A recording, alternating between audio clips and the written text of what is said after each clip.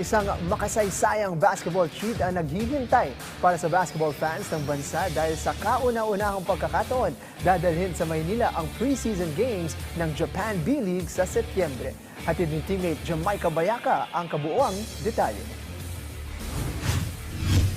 Buhay na buhay ang ugnayan ng Japanese at Philippine basketball dahil sa kauna-unahang pagkakataon, gaganapin mismo dito sa Pilipinas ang B-League Manila Games 2026, tampok ang ilang mga Filipino basketball stars at mga Japanese team.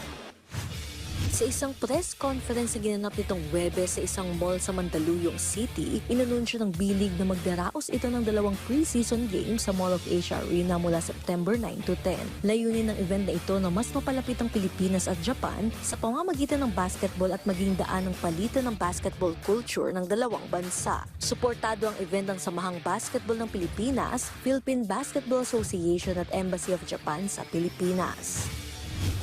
We're really excited. And the B-League is this year runs the 10th anniversary. And starting next year, we're establishing a new league called B-League Training. Ahead of that, we will actually announce something happening here in the Philippines. We want to create as many pathways as possible for our local talents to be able to show what they're doing, not just in the domestic level, but also globally.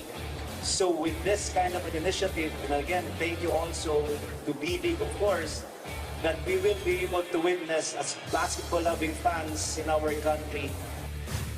Magtatapat sa dalawang mga laro ang koponan ni Gilas Pilipinas standout Dwight Ramos sa Levanga, Hokkaido. Kakalabanin nila ang Gunma Crane Thunders sa kinabibilangan naman ni AJ Edu. Ayon kay Ramos, excited ito na maipakita sa mga Pilipinong fans ang kanyang experience sa liga. Pagkakataon aniya ito para maranasan ng mga Pinoy ang B-League style ng basketball na kilala sa Japan kasama ang engranding team introductions, halftime shows at buong game presentation.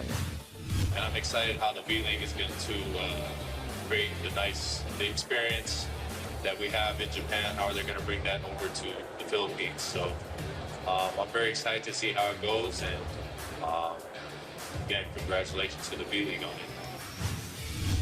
Magsisimula ang ticket selling sa kalagitnaan ng Hunyo ngayong taon. Inaasahan na may papakita ng mga Japanese teams ang natatanging kakayahan sa harap ng mga Filipino basketball crowd. Jamaica Bayaka para sa atletang Pilipino para sa bagong Pilipinas.